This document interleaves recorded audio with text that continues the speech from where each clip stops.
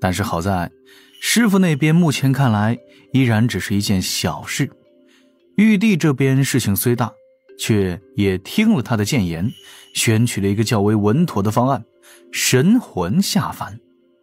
后天生灵降生时都有魂魄，踏入修行之路后，魂魄可化作妖魂、仙魂，凝结元神。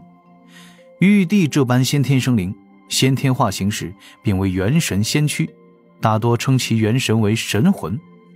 本来玉帝打算真正意义上穿过六道轮回盘去世间走一遭，待经历了些许劫难，有所感悟后，立地恢复玉帝真身，回归天庭。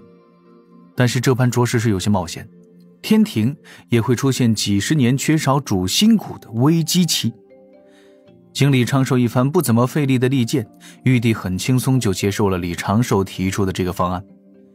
接下来玉帝会分出一缕神魂，让自身陷入沉睡，借着这一缕神魂去经历一场真实的梦境。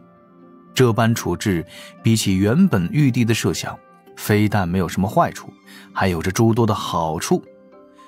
玉帝能看到的好处总共有4层。其一，玉帝可以随时从沉睡中醒来，应对紧急情形。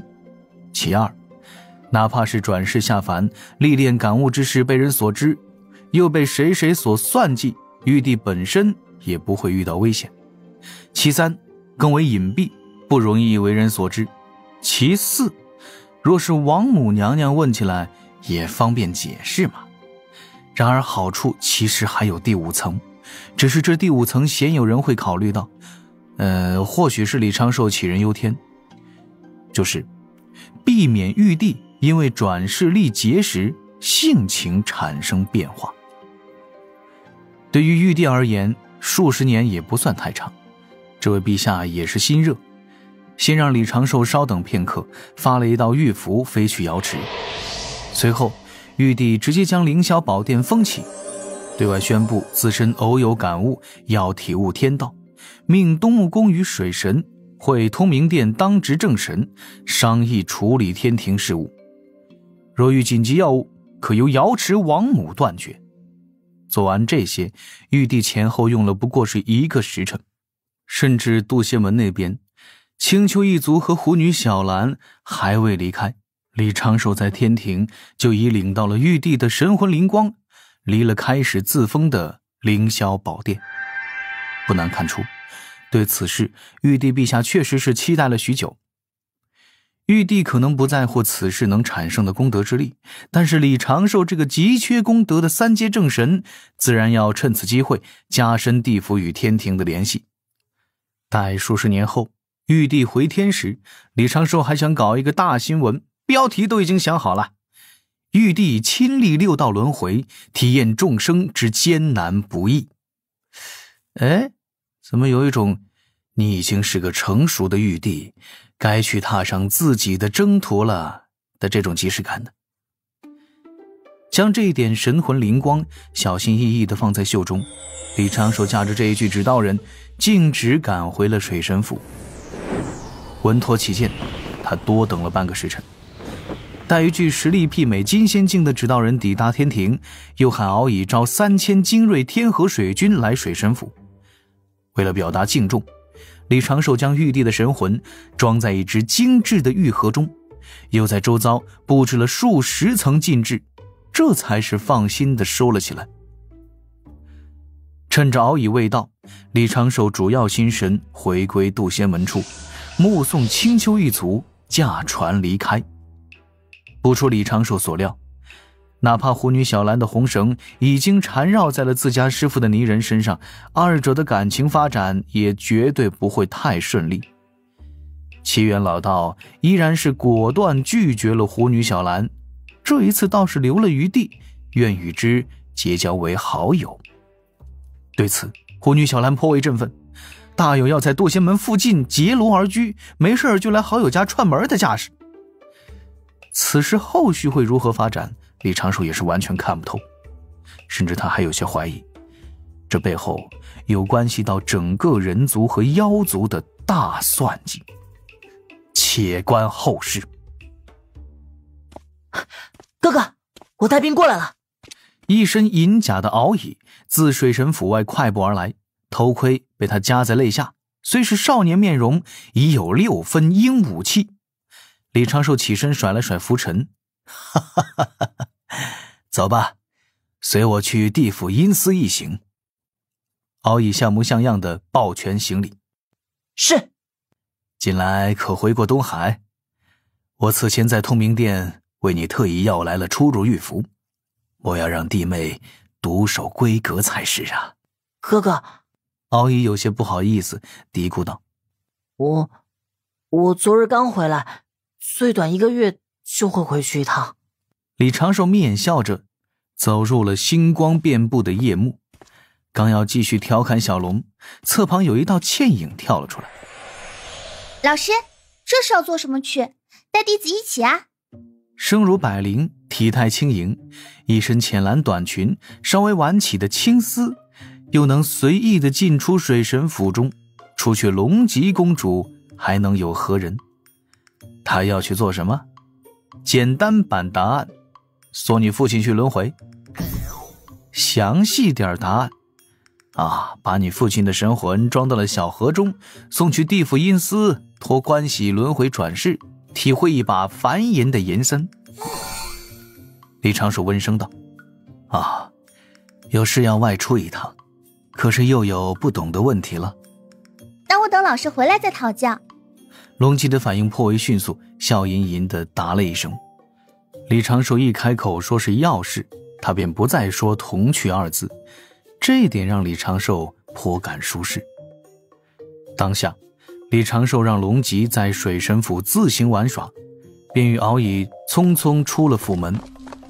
3000天兵4人一列，排成一条长龙。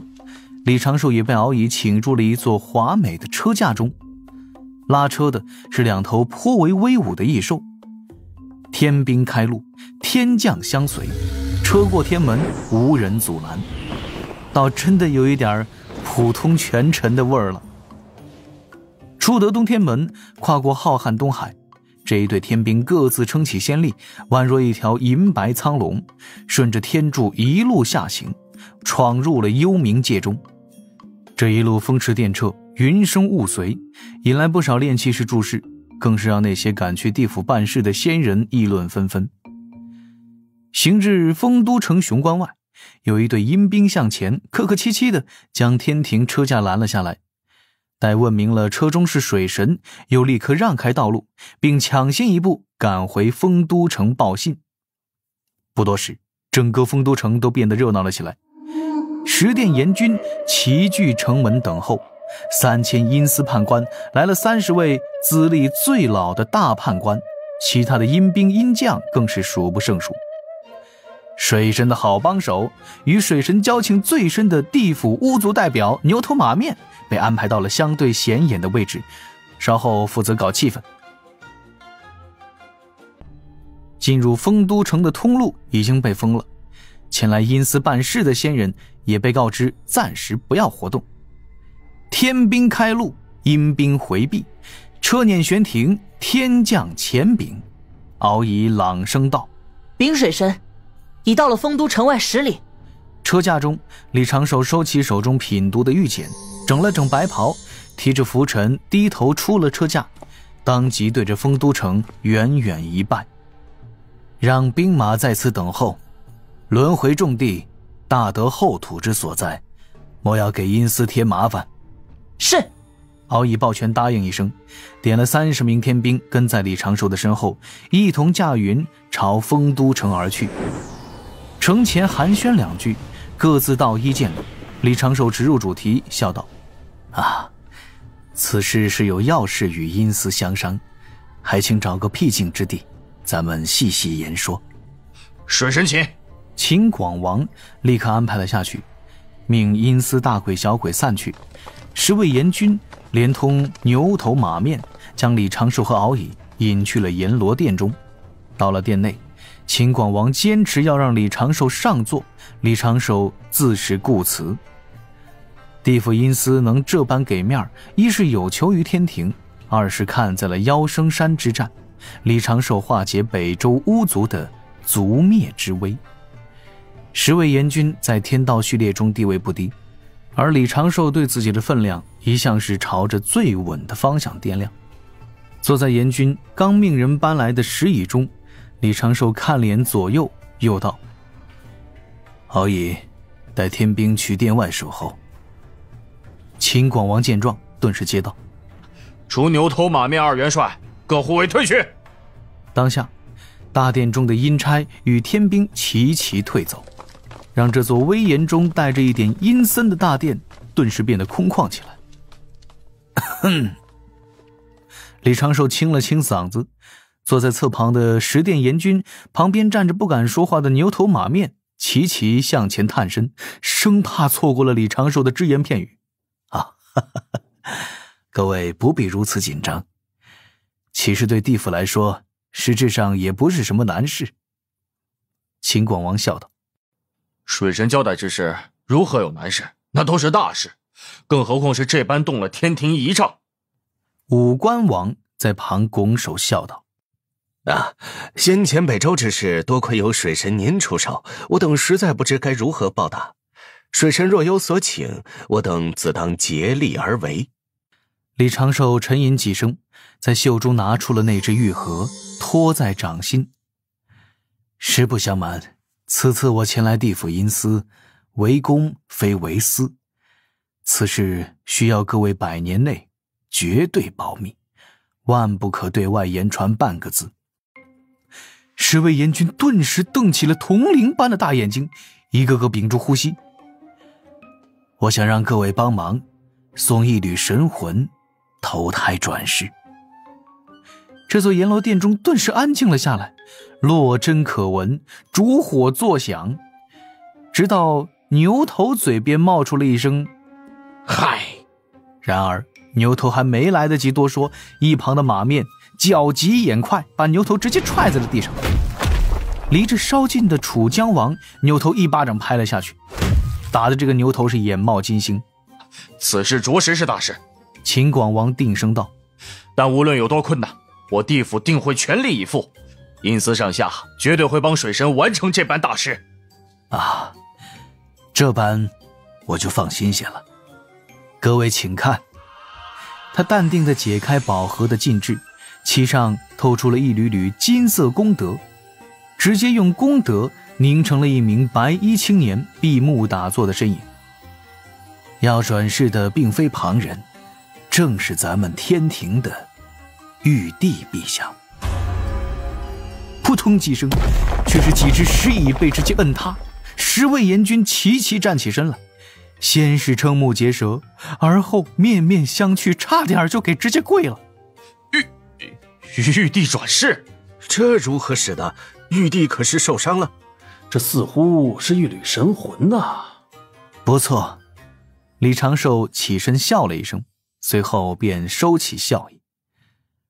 咱们这位陛下心忧三界，挂念苍生，但因自己从未体会过凡间种种，不知凡人苦到底苦在何处，故陛下以这一缕神魂转世，经凡尘历练，可体悟天道，感悟天地之道。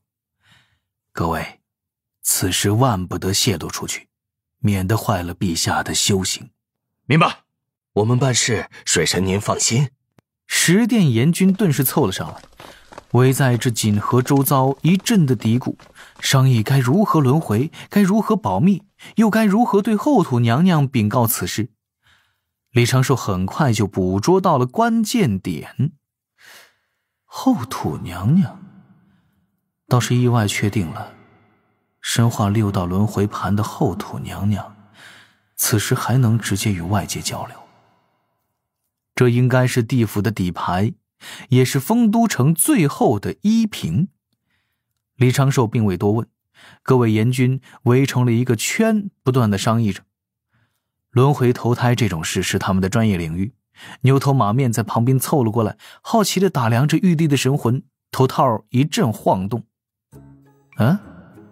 头套？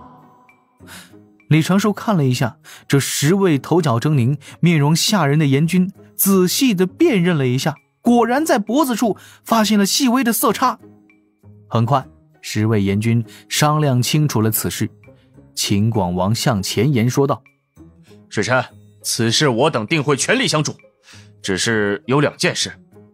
这第一，生死簿上该如何定这转世身的命途，这个我们可不敢乱定，若是让生死簿自行生成，万一让陛下不喜。除此之外，玉帝神魂转世便是一缕神魂，那也是惊天动地的大事，此事还需娘娘开口应允，不然我等也不敢开启轮回。稍后不如我带水神您去轮回盘中一行，与娘娘言说此事。您放心，娘娘应当不会不答应。阎君所说既是，此事事关重大，让娘娘把关合情合理。至于后世命途，陛下其实也有一点点小要求。秦广王震了震衣袖，手中宝光涌动，凝成了一杆判官笔，一本生死簿。此时用的可能还是这天道至宝的本剑。水神且说来。李长寿在怀中拿出了一支卷轴，递给秦广王，面色也稍显尴尬。这是陛下的一点小要求。